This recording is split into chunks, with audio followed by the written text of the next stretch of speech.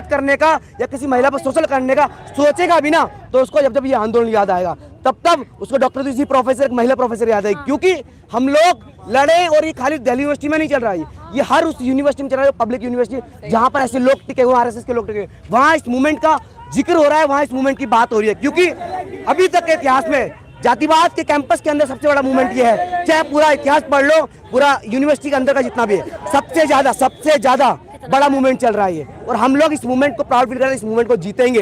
एक एक साथी मरने को तैयार है, लेकिन पीछे हटने को तैयार नहीं है। क्या डॉक्टर रितु सिंह का आंदोलन मनुवाद पर गहरी चोट है क्या? बिल्कुल, देखो डॉक्टर, मैं बोल रहा हूँ डॉक्टर रितु सिंह उसमें एक लीडर है।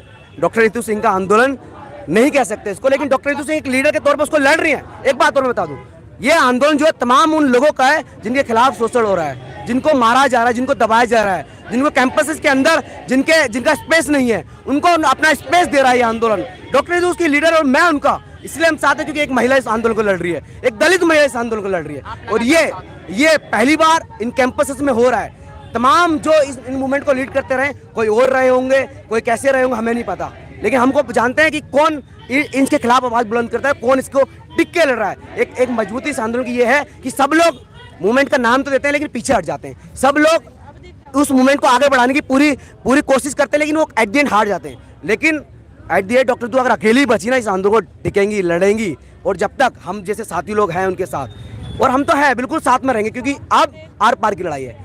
हमको याद है भीमा कोरे गाँव भी, हमको याद है अम्बेडकर भी, तो हमको दोनों एक ठीक टाइम पर ये मान जाए तो ज़्यादा अच्छा है। वरना एक बहुत अच्छा प्रसिद्ध नारा इस आंदोलन से निकला है कि पढ़ेंगे भीमराव की तरह, लड़ेंगे भीमा कोरे गाँव की तरह। तो हमको भीमा कोरे गाँव भी ज़्यादा दूर नहीं है। अगर ज़्यादा बकैती हुई, ज़्यादा एक्सट्रीम हो गया, एक्सट्रीम तो हो चुका है वैसे भी, अभी कुछ इन्होंने छोड़ा ही नहीं हमारे लिए।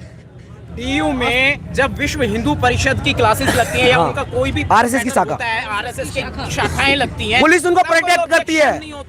उनका चीफ गेस्ट वाइस चांसलर होता है sir, chief guest vice chancellor, chief guest Rajni Abbi proctor, ये होते हैं उनके चीफ गेस्ट। और बीएचपी का इंटरनेशनल अध्यक्ष उसको बुलाया जाता है। मेरे पास फोटो, वाइस चांसलर उसको ऐसे नतमस्तक होता है उसके सामने। कॉन्स्टिट्यूशन यूनिवर्सिटीज में या स्कूल्स में सिलेबस में शामिल नहीं है, क्यों? अब तो ये सरकार बताएगी ना क्यों। मैं बता देता हूँ उसमें, क्योंकि देखो संविधान बेसिक नीड्स की लोगों को बताता, जागरूक करता है कि ये देखो, अगर तुम्हारे खिलाफ ये जातिवाद है तो आर्टिकल 19 तुम्हारे साथ है, तुमको प्रोटेस्ट करना है तो आर्टिकल ये तुम्हारे साथ है, तुमको अगर अपनी पब्लिक गैदरिंग करनी है तो संविधान में कुछ चीजें वो तुम्हारे साथ है। वो बेसिक लॉ, बेसिक जिम्मेदारी हमको बताता है और उन लोगों को सिखाता है। लेकिन उसकी धज्जियां उसको फाड़ के फेंक देना रोज एक संस्थान के अंदर, आर्टिकल 28 इंडियन कॉन्स्टिट्यूशन बोल रहा है कि किसी भी सरकारी संस्थान के अंदर ये चीजें अलाउड नहीं, धार्मिक चीजें देख लो जो ये लग रहा। तो ये तो देखो संविधान को खत्म कर चुके हैं पूरा। अब जरूरत है हमको बेसिक राइट्स अपने बचाने की। उसके बाद पूरे एक होल डिमांड इन सबके सामने रखने की कि हम लोग इस देश के 90% लोग हैं, हम लोग इस देश के मेहनतकश लोग हैं, हम लोग इस देश को चलाने, बनाने, हर चीज करने वाले लोग हैं। तो ये देश हमारा है, ये देश उनका नहीं हो सकता। एक छोटा सा सवाल, और तीसरी आजादी का ये बड़ा हिस्सा साबित होगा क्या?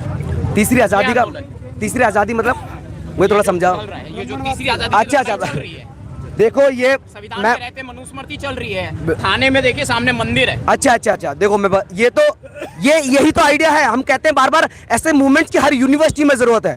और एक बार कैंपस हमने अपने अंडर में ले लिया, यूनिवर्सिटी चला दी, उसके बाद तो ये किसी को झेल नहीं पाएंगे, क्योंकि वही स्टूडेंट जाएंगे उन आम जनता में निकल के अपनी बात रखेंगे। वही स्टूडेंट्स होंगे जो पूरी सब चीज मोबिलाइज करके शिक्षा का पार्ट तमाम जैसे यूथ को पढ़ा रहे होंगे। आप देखो आज कितने यूथ्स आए हुए हैं। मुझे लगता है कि हमारे जैसे रेगुलर जो मूवमेंट होता है उसमें 90% थोड़े बुजुर्ग रहते हैं, लेकिन आज जब बड़े बड़े गैदरिंग होती है उसमें 90% सारे यूथ है, सब मेरी एज के लोग हैं, शामिल हैं इस आंदोलन में। मेरे साथ आमने सामने मुझे लगा सारे स्टूडेंट खड़े हैं, देख लो सारे स्टूडेंट्स खड़े हैं। एक और बात है कि आपकी जो इतना हिम्मत आ रही है, हिम्मत कहाँ से आ रही है आपको? हिम्मत शिक्षा से आ रही है, हिम्मत बाबा साहब अम्बेडकर के आइडिया से आ रही है, हिम्मत भगत सिंह के आइडिया से आ रही है, हिम्मत सावित्री फुले के आइडिया से आ रही है, पेरियार, साहू, इन सब के आइडिया से आ रही है हिम्मत। हमने तो बहुत कुछ पढ़ा है, तो हिम्मत हमारे लिए, किताबें हमारे लिए बहुत कुछ है। हिम्मत का सिर्फ मैं कहता हूँ एक स्टूडेंट, एक यूथ अगर पेरियार साहब को, अम्बेडकर साहब को, फूले, फातिमा, सावित्री फुले, इन सबको पढ़ने लगेगा ना तो एजुकेशन का आइडिया उसको बेसिक पता चल जाएगा और उसकी हिम्मत यहाँ तक होगी, वो इनको मरने और मारने दोनों को तैयार हो जाएगा। ये बार बार अम्बेडकर साहब, सावित्री फुले, क्योंकि इनका संघर्ष रहा है शिक्षा को बचाने का, दलितों को न्याय दिलाने का, भगत सिंह का खुद का आज़ादी में इतना बड़ा योगदान रहा है। इन तमाम मशफाकुल्लाह खां, बिस्मिल, इन सब के आइडियाज हमारे दिमाग में है, हमारे दिल में, हमारे साथ है। हम जो पढ़ते हैं ये इन सब के आइडिया, तो वहाँ से हिम्मत मिलती है। आज मरने की हिम्मत कहाँ से मिल रही है? भगत सिंह से मिल रही है। आपको जरा से भी डर नहीं लगता?